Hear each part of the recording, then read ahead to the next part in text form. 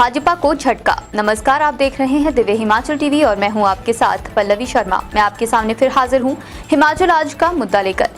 कांग्रेस हिमाचल में सत्ता में वापसी के लिए एड़ी चोटी का जोर लगा रही है। भाजपा को मुंह तोड़ जवाब देने के लिए कांग्रेस ने दिल्ली में मंत्रणा कर मास्टर प्लान बनाया है। अब सोनिया गांधी और राहुल गांधी को हिमाचल लाने की प्लानिंग चल रही है। वहीं चार्जशीट तैयार कर कांग्रेस ने सरकार को खुली चुनौती भी दे डाली है। अब क्या होगा आगे चुनावी साल में, हम पहाड़ी में इसी पर चर्चा कर रहे हैं अनिल अग्निहोत्री और राजेश शर्मा। कांग्रेस सीधा टकराने को तैयार। राजेश, देखते हैं वजह क्या बनती जा रही है। एक चार्जशीट की बात हो रही है बहुत लंबे समय से जो कांग्रेस तैयार कर रही है। राजेश धर्माणी के उसमें जो पूर्व सीपीएस है उनके नेतृत्व में वो चार्जशीट तैयार होने की बात हो रही है। राजेश, अब खबर ये है कि लगभग तैयार हो गई या पूरी तरह तैयार हो गई है, क्या जानकारी है दर्शकों के लिए? बिल्कुल सही है। देखिए, कांग्रेस की चार्जशीट तैयार हो गई है और भाजपा या प्रदेश सरकार के 11 में से 10 मंत्रियों को आरोपी इस चार्जशीट में बनाया गया है। कमेटी के अध्यक्ष हैं कांग्रेस चार्जशीट कमेटी के राजेश धर्माणी। चार्जशीट उन्होंने तैयार कर ली है और चार्जशीट तैयार करके उसका ड्राफ्ट हिमाचल प्रदेश कांग्रेस कमेटी के प्रदेश प्रभारी राजीव शुक्ला को उन्होंने सौंप दिया है। अब सरकार एक तरह से, अगर उन्होंने जिस तरह से हम देखें इस चार्जशीट में 3-4 चीजें बड़ी महत्वपूर्ण है अग्निहोत्री, जो मुद्दे जो कांग्रेस ने इस चार्जशीट में उठाए हैं। पुलिस जो भर्ती पेपर लीक मामला है उसको इसमें शामिल किया गया है। स्मार्ट सिटी के घोटालों को लेकर भी एक तरह से आरोप लगे हैं अग्निहोत्री जी। मंत्रियों और विधायकों के नाम सहित कांग्रेस ने यह चार्जशीट तैयार की है। और शिक्षा से लेकर अगर स्वास्थ्य की हम बात करें, जल शक्ति से लेकर पीडब्ल्यूडी की बात करें, तमाम विभागों को कांग्रेस ने, तमाम मंत्रियों को कांग्रेस ने अपनी इस चार्जशीट में आरोपी बनाया है। जी राजेश, एक चीज ध्यान रखने की है, मतलब कांग्रेस ने इरादा कर लिया है कि चार्जशीट ये सौंपेंगे। जी राजेश, देखिए अगर बात सही है तो जरा ध्यान दीजिए। कुछ समय पहले मुख्यमंत्री साहब ये घोषणा कर चुके हैं कि अगर कांग्रेस चार्जशीट सौंपती है तो एक चार्जशीट कांग्रेस के खिलाफ भी है, कांग्रेस नेताओं के खिलाफ भी उनके पास पड़ी हुई है और उस पर जांच शुरू करवाएंगे और ये जांच केंद्रीय एजेंसियां कर सकती हैं। तो इसका क्या मतलब समझा जाए, अगर कांग्रेस अपने वादे पर टिकी हुई है कि हम ये जो चार्जशीट तैयार है इसे सौंपेंगे आगे चल के, तो क्या टकराव लेने के लिए तैयार है कांग्रेस? बिल्कुल, देखिए कांग्रेस का अभी तक का स्टैंड तो यही कि वो टकराव के मूड में कांग्रेस आ गई है, क्योंकि चुनावी साल है, पार्टी ने चुनाव भी लड़ना है हिमाचल प्रदेश में। अग्निहोत्री जी, थोड़ा सा अगर हम इस प्रक्रिया को समझें कि कांग्रेस अब चार्जशीट का करेगी क्या, क्योंकि प्रदेश प्रभारी के पास जो चार्जशीट पहुंच गई है। अब ये चर्चा करेंगे केंद्रीय आला कमान से, जिसमें राहुल गांधी, सोनिया गांधी होगी, हिमाचल कांग्रेस का तमाम जितने भी जो नेता है उनके साथ चर्चा होगी और उसके बाद फिर ये विधानसभा के मानसून सत्र के दौरान अगर वहां से ओके मिल जाती है, उसके बाद फिर चार्जशीट ये राज्यपाल को सौंपी जाएगी विधानसभा के मानसून सत्र के दौरान। कांग्रेस ने एक तरह से चुनौती सरकार की स्वीकार की अग्निहोत्री जी, और एक संदेश दे दिया है कि डर कर नहीं, डट कर इन चुनावों में मुकाबला होगा। अब देखना होगा कि सरकारी पक्ष की ओर से क्या होता है, भाजपा की ओर से क्या निर्णय लिया जाता है इसके बाद। अच्छा राजेश, ये भी खबर है कि कल हमने बताया था कि कांग्रेस के बड़े नेता, हिमाचल कांग्रेस बड़े नेता केंद्रीय प्रभारियों से दिल्ली में मिले हैं। खबर ये है कि वहां पे एक रोड मैप प्रस्तुत किया है हिमाचल कांग्रेस ने और उसमें यह बताया है कि वो 50 से अधिक सीटें, 68 कुल सीटें हैं, 50 से अधिक सीटें जीतने के लिए उनके पास क्या प्लान है, बिल्कुल डिस्कशन हुई। आप जरा बताइएगा कि क्या इतनी उम्मीद है, किस तरह से लगा रही है? बिल्कुल सही है। देखिए, रोड मैप 50 से ज्यादा सीटें जीतने का कांग्रेस ने बना लिया, लेकिन आंकड़े पे थोड़े से सवाल उठ रहे हैं अग्निहोत्री जी। पहले 68 का आंकड़ा कांग्रेस ने दिया था, अब वो 50 पे हो गया है, तो सवाल इस पे उठना लाजमी है। मास्टर प्लान कांग्रेस का तैयार हो गया, जिसमें एक तरह से अगर हम कहें कि हिमाचल प्रदेश के जो वरिष्ठ पर्यवेक्षक तैनात किए गए हैं, छत्तीसगढ़ के मुख्यमंत्री भूपेश बघेल, वो हिमाचल प्रदेश के दौरे पे 7 और 8 अगस्त को आ रहे हैं। उसके बाद फिर प्लानिंग हिमाचल प्रदेश के नेताओं के साथ होगी, जमीन पर पार्टी की पकड़ वो देखेंगे और फिर केंद्रीय नेताओं को यहां लाने की कोशिश की जाएगी, उसकी रूपरेखा तैयार की जाएगी। सोनिया गांधी को हिमाचल प्रदेश में कांग्रेस लाने की तैयारी कर रही है, साथ ही साथ राहुल गांधी को हिमाचल प्रदेश में लाने की तैयारी कांग्रेस कर रही है। इनके अलावा और भी जितने भी कांग्रेस से बड़े नेता हैं, सभी का फोकस हिमाचल प्रदेश की तरफ इस बार हो गया अग्निहोत्री जी, क्योंकि कांग्रेस के लिए नॉर्थ इंडिया में हिमाचल की लड़ाई सबसे बड़ी लड़ाई साबित होने जा रही है। जी बिल्कुल सही बात है। देखिए गुजरात के साथ भी इलेक्शन है, लेकिन प्लान ऐसे ही बनाना पड़ेगा। अगर हिमाचल जीतना है कांग्रेस को तो झोंकना तो सब कुछ पड़ेगा। सही है। राजेश, मुख्यमंत्री साहब दिल्ली में थे तो भाजपा का खेमा हिमाचल में कमोबेश खामोश नजर आया पिछले 2-3 दिन से।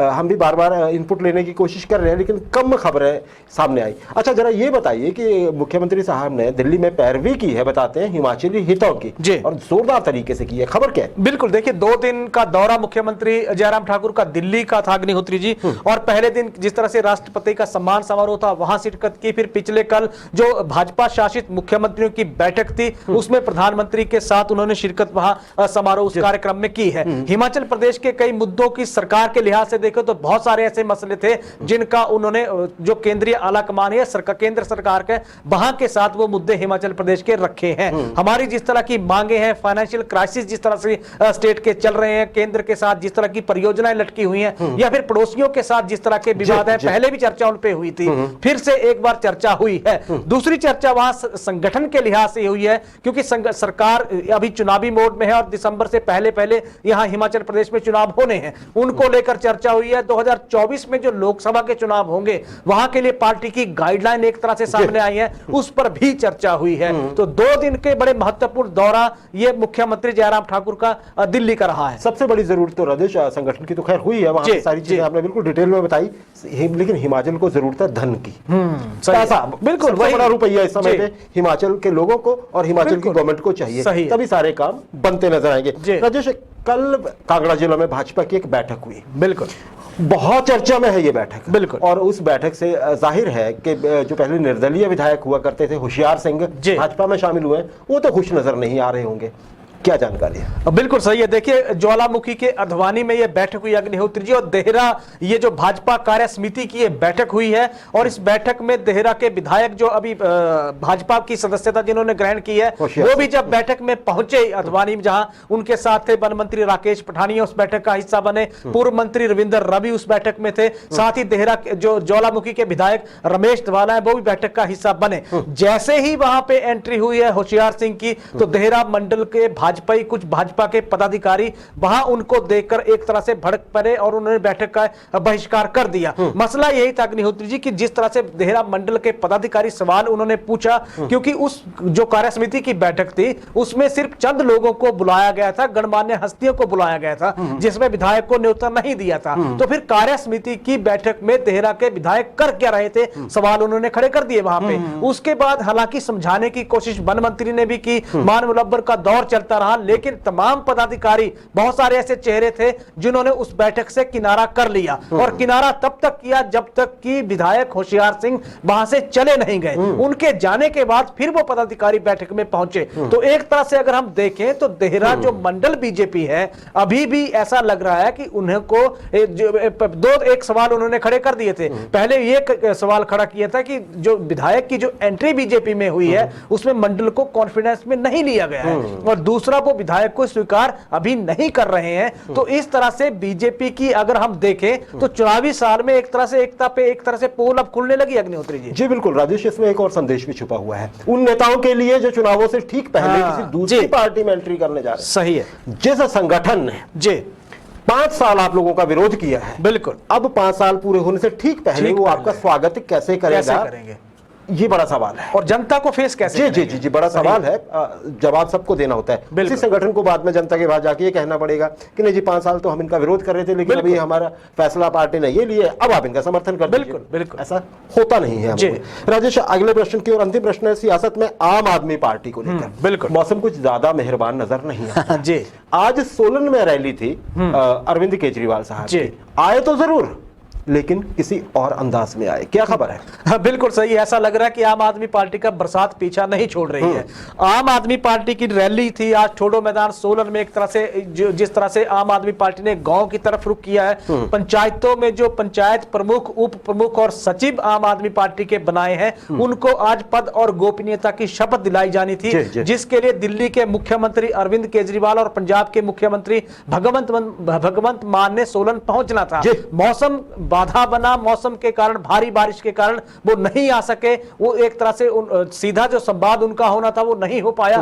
वर्चुअल माध्यम से फिर उन्होंने जितने भी पंचायतों के पदाधिकारी उनके साथ जुड़े थे, 8,000 से ज्यादा इनकी संख्या है, तो उनको फिर उन्होंने शपथ दिलाई और पार्टी के लक्ष्य को लेकर उनको बताए गए। साथ ही संबोधन किया गया कि चुनावों के लिए जुट जाएं। 68 के 68 विधानसभा हलकों में आम आदमी पार्टी चुनाव लड़ने जा रही है। जी, वर्चुअल माध्यम ऐसा समझिए कि जैसे आप वीडियो कॉल पे बात करते हैं, एक तरफ केजरीवाल साहब थे, वो सबको देख रहे थे और सब केजरीवाल साहब को देख रहे थे। अब देखिए उसमें थोड़ा सा वो तो रह ही जाता है मलाल सा। हालांकि ये भी खबर मिली है कि कार्यकर्ता कुछ मायूस जरूर नजर आए, क्योंकि वो केजरीवाल साहब को सामने देखना चाहते हैं। खैर शायद फिर ये इच्छा पूरी हो जाए जल्दी ही। जो भी होगा हम बताएंगे आपको। सही है।